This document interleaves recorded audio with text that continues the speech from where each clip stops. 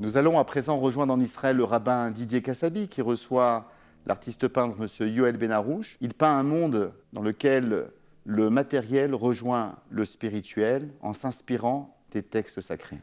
Yoel Benarouche, vous êtes artiste peintre, vous enseignez au Machon Meir et nous allons essayer de découvrir quelques particularités sur la fête de Shavuot. Tout d'abord, première grande particularité dans la Torah, la fête de Shavuot est la seule qui ne voit pas sa date apparaître explicitement dans le texte biblique. Et bien évidemment, tous nos commentateurs vont poser la question, pourquoi est-ce que nous connaissons la date de Pessah, la date de Rosh Hashanah, mais pourquoi pas la date de Shavuot, cette fête qui semble si importante, le don de la Torah, le début de la transmission de la Torah au peuple d'Israël, à tel point que dans le Talmud, il y aura une discussion pour savoir si la Torah a été donnée le 6e jour du mois de Sivan ou bien le 7e jour du mois de Sivan.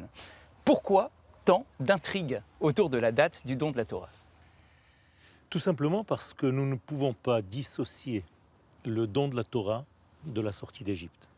Et les sages nous disent qu'en réalité, il faut compter 50 jours après la sortie d'Égypte pour tout simplement fixer le jour du don de la Torah. En réalité, ce n'est pas le jour du don de la Torah, mais c'est le jour où Israël a entendu. Alors, de quoi s'agit-il? Eh bien, il fallait s'éloigner du contexte Égypte, qui s'appelle Mitzrayim, qui dans la traduction veut dire un emprisonnement, pour atteindre en fait un niveau qui a dépassé la nature. Je répète que la nature, à mes élèves, est toujours le 7 x 7. Tant que nous sommes encore dans le 7 x 7, nous sommes dans le monde de la nature tel que l'homme la conçoit. En réalité, le chiffre 50 équivaut au chiffre 8. C'est-à-dire que pour entendre, pour être disponible à une voix qui vient de l'au-delà, il faut suffisamment s'éloigner de l'Égypte, et c'est ça la sortie d'Égypte. Et une fois que je me suis détaché de l'Égypte suffisamment, eh bien je peux entendre, et c'est ce qui doit nous arriver, pas seulement 50 jours après Pessah, mais tous les jours de notre vie, si nous faisons ce travail-là. Alors là, nous sommes vraiment au cœur d'une approche révolutionnaire dans la Torah. C'est-à-dire que Dieu s'adresse au peuple entier. Dans d'autres traditions religieuses, il y a toujours un prophète qui vient porter la parole de Dieu au peuple. Mais là ici, d'ailleurs le Talmud insiste sur cela, les 2 premiers commandements ont été écoutés directement par l'ensemble du peuple. Pourquoi est-ce qu'on n'a pas gardé un schéma plus traditionnel d'avoir un grand prophète qui va transmettre la parole de Dieu? Pourquoi cette nécessité de s'adresser au peuple entier d'un coup? D'abord, il faut se rappeler de la prophétie de Abraham, notre père. Il lui a été dit « Ve'e'esra le goy gadol » je ferai de toi une grande nation, non pas un grand homme. C'est-à-dire qu'ici, il y a quelque chose d'extraordinaire qui sort de tout ce que nous connaissons.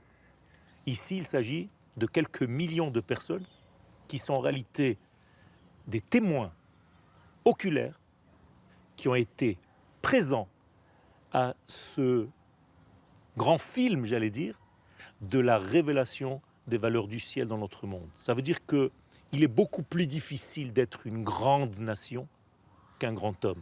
Et alors pourquoi est-ce que cette rencontre ne pouvait se faire que dans le désert? Pourquoi pas en Égypte ou pourquoi pas en Israël, carrément? Nous sommes en chemin vers la terre d'Israël.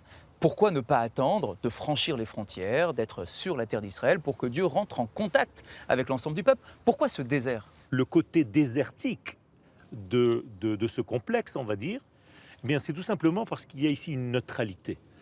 Il y a une neutralité qui place l'homme vis-à-vis de la vérité absolue. J'allais dire avec des mots modernes, nous sommes perturbés aujourd'hui par trop d'informations. Et lorsque nous voulons retrouver notre identité, nous devons être dans cette solitude, entre guillemets, face à soi, face à la vérité, face à l'absolu, pour pouvoir nous mesurer. Donc le désert, d'un côté, c'est le silence total, mais en hébreu, la langue hébraïque est tellement riche que midbar se traduit aussi medaber, c'est-à-dire c'est là où la parole, justement, est libérée. Alors une parole de Dieu qui se libère, mais il y a aussi la parole de l'homme qui se libère, puisque le peuple, à ce moment-là, va prononcer cette fameuse expression de Naaseh Venishma. Nous ferons et nous comprendrons.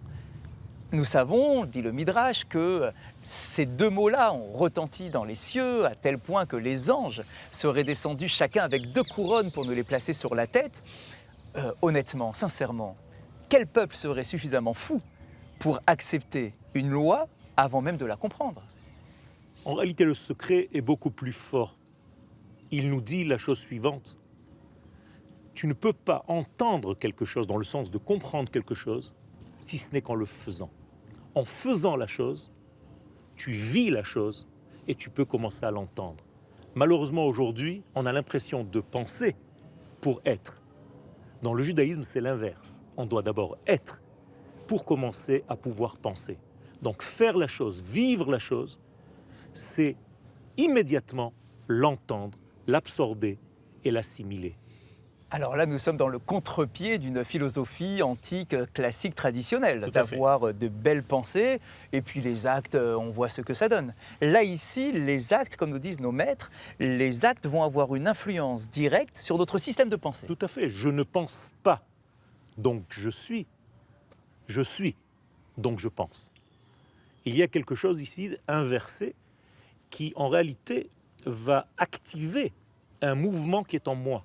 La Torah est un conseil de vie. La Torah est en nous, en réalité. Chaye olam nata betochenu. Si je suis le texte littéralement, ça veut dire que l'infini se trouve à l'intérieur de moi, sauf qu'il est inactif. Et donc ce don de la Torah est une rencontre pour activer en fait l'infini qui se trouve à l'intérieur de moi. Et au moment où cet infini est activé à l'intérieur de l'être, il commence à vivre. Et c'est là en réalité que le monde commence à se parfumer. Et je cite le Midrash qui dit que le jour du don de la Torah, les parfums du monde entier sont sortis. Pourquoi? Parce que parfumer le monde, c'est embellir le monde, c'est guérir le monde, c'est le compléter de tous ses manques. Yoël Ben-Harouche, vous êtes enseignant, nous l'avons entendu, compris à travers vos propos. Vous êtes un artiste peintre et là, nous l'avons ressenti également dans votre façon de décrire cette scène si formidable de ce lien entre le peuple d'Israël et son créateur, entre son créateur et le peuple d'Israël. Merci beaucoup et à très bientôt. Merci à vous.